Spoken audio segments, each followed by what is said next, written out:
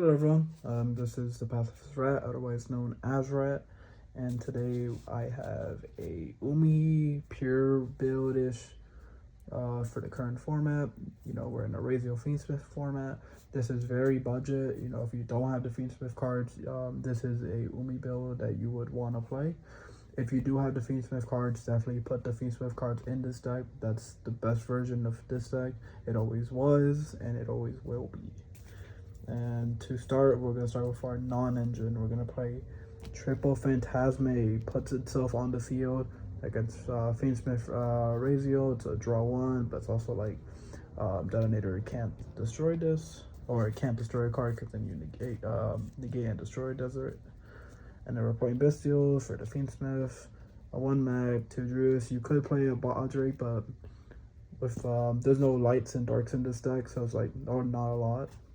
So it's like if you do play that, then you don't really have a good way to activate its effect. And then we're playing Ogre.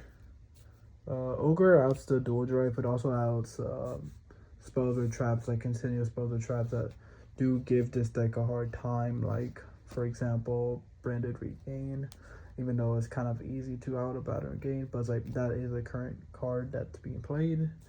And then we're playing Triple Ash. Just a good generic card. And then that's the hand traps. We're playing 12 hand traps. And then for our breakers, we're playing 3 Droplet, 2 Thrust, 1 talent. We're playing 2 Thrust because like you don't really have trap cards to use this going first, going in game on, so you don't really want to play 3 of it. And it searches talents, but also it searches this card, Engage. It's a pretty good card. It's a really good card. Engage searches, of course, your 2 copies of Hornet Drone, but it also searches your 1 copy of Hornet Drone and your Woodland Curse. My bad. So you're playing 6 strikers. You could play Shark Cannon, but in my experience, it's not good right now. But it's also, you don't really want to summon anything that you're stealing because you're not playing the Fiendsmith cards. If you were playing the Fiendsmith cards, then yeah, you would play Shark Cannon to steal a Engraver, summon Requiem, get your play started. And then we're playing 1 Terraforming and 1 Chicken Game with 3 upserts. There's just consistency, but it's also spells to put in the graveyard. You could play Set Rotation. Maybe I will be playing Set Rotation, because if you activate Set Rotation, you basically get 3 spells in graveyard. Set Rotation is a really good card. You could play it. And then for the Umi stuff, Yippee, Umi.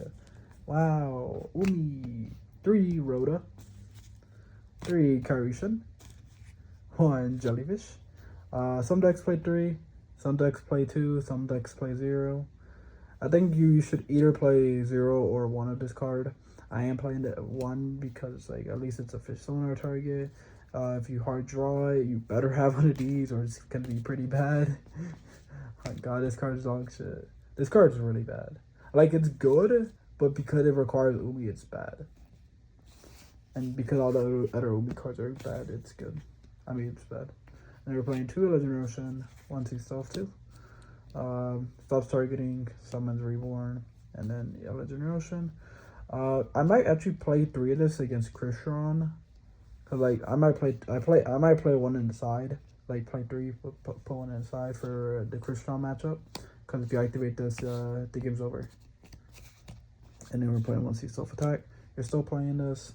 It's a really good card. If you were playing like a more like going first build, you would probably play 2 of this. But you really only need like the 1/1 and the 2s. And you're playing 2 because like you send 1 with Jellyfish and then you activate the other. And also Terraforming. And this is a blind second deck. Like with Umi, you really can't go first because if you go first, X-Razio send the guy who negates aggregator target Karishan, or targets your C stuff too, which then negates it from being Umi. And then we can go to our extra deck. Kagari, Shizuku, and Kanya. Kagari, it's just the best Hornet Drone target. Shizuku, because it's a water monster, so it's like if I summon Kagari while I have a Karishan on the field, I need to get rid of non-water, so I can summon another non-water I'll summon Shizuku on top of it. But even just going first, you can grab a Woodunker, grab a Hornet Drone, grab an Engage. And kind of, we're playing this over Hida because it punches downwards like Hayate does. But this one gains 100 life points when you activate a Sketch Trigger spell. So it's like Engage or Hornet Drone. Basically make this a good card to gain 100 life points if that's ever needed. And then we're playing Dark, and we're playing Lina. We're playing Lina. This card's pretty good. There's not really like a lot of lights in this deck, but it's like this card is just better than the Water or the Fire Charmer. So we're playing Lina in this deck, and then we're also playing the Dark Charmer because he's pretty good. Lina could steal Detonator. That's pretty good. And then we're playing Closed Moon. We're not playing feats with stuff, but she is just a good card for Closed World. And we're also playing Pillow Knight. Really good card. Master card. And Coral plus Haggard. The reason you're playing Haggard, because Haggard is amazing. If you're playing Umi and you're not playing Haggard, you're missing out. First, he has arrows, points downward. These two are really good arrows, especially when you combine it like these are insane arrows that combine well with each other. Especially if you got like this. That's pop 3 right there.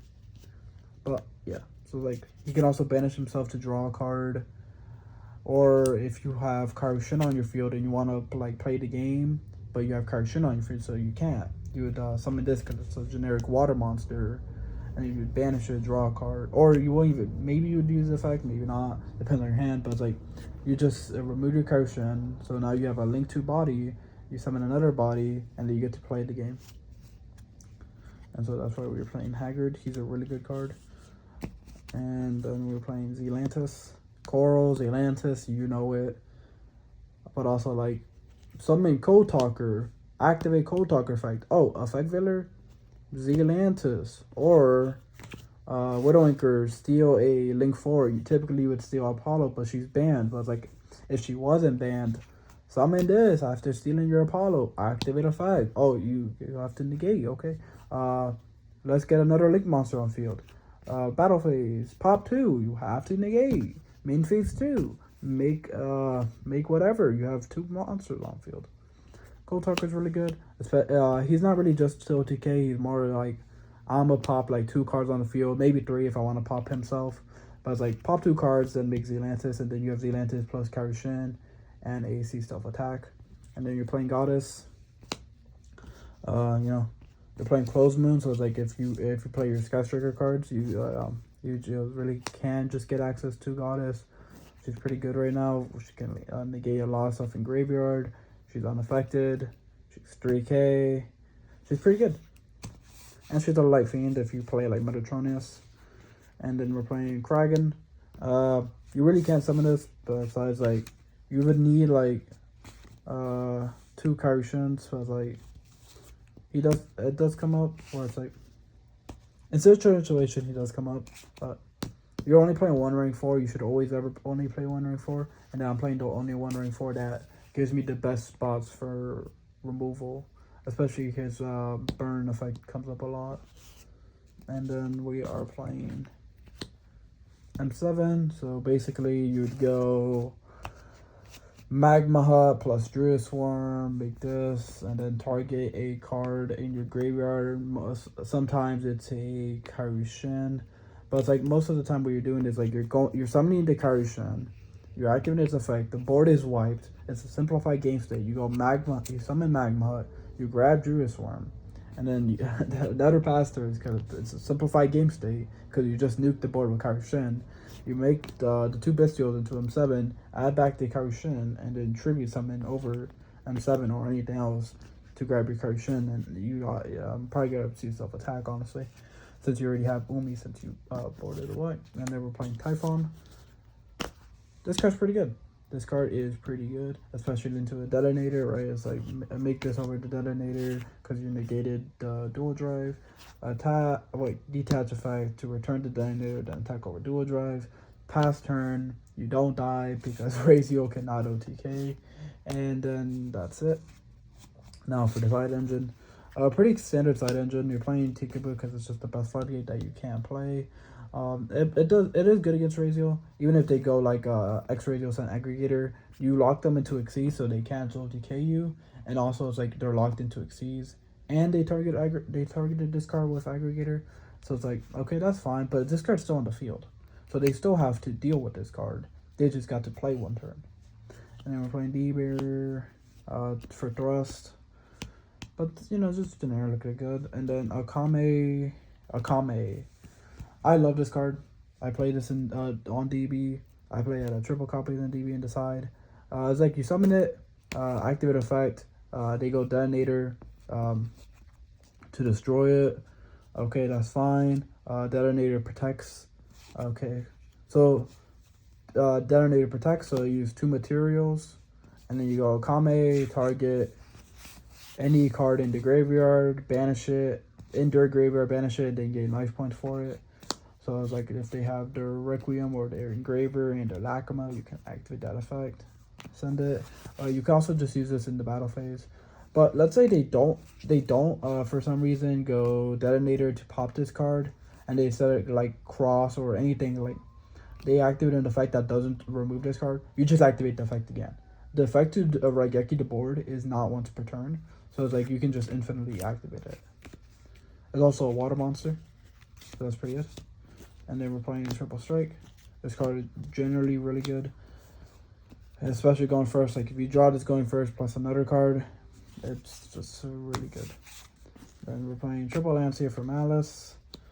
Some other decks, right? Like also like Voiceless, and let's see, playing like Runic. Pretty good card.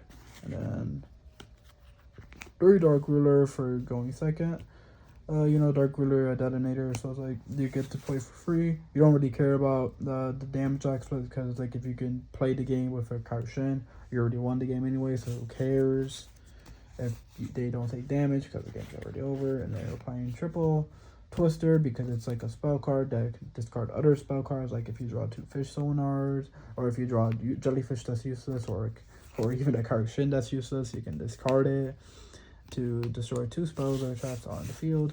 There's not really a lot of like spells in this game right now, but it's like I really just want to have this card a lot of times going first or going second into certain matchups. But this is the Umi build. It's very budget. Like I don't think this deck is above $60-$70, and it's just Umi. Like if you want to play Umi and you can't afford Fiendsmith, this is the build that I would play. And that's it for me. Thank you for watching, and I hope everyone has an incredible day. Goodbye.